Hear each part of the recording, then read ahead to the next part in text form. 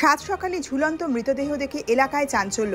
ঘটনাটি ঘটেছে বহরমপুরের গোড়াবাজার এলাকার গঙ্গার ধারের 21 ধাপি সংলগ্ন এলাকায়। বহরমপুর থানার পুলিশকে খবর দিলে তারা মৃতদেহ উদ্ধার করে ময়না তদন্তের জন্য নিয়ে যায়। মৃত ব্যক্তির ব্যাগ থেকে তার পরিচয়পত্র, আধার কার্ড পাওয়া গেছে। তার থেকে জানা গেছে মৃত ব্যক্তির নাম চন্দন সাহা। তার বাড়ি বহরমপুর থানার অন্তর্গত নিরুপমা দেবী রোডে।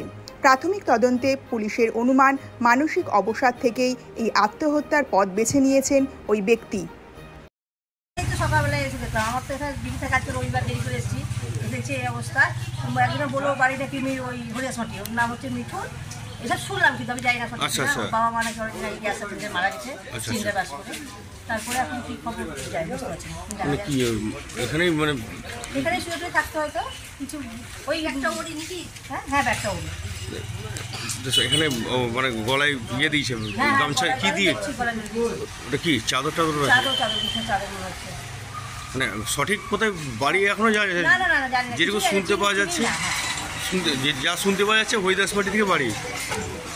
আচ্ছা, আপনার নাম? আমার নাম স্বপ্না মন্দির। ঠিক আছে।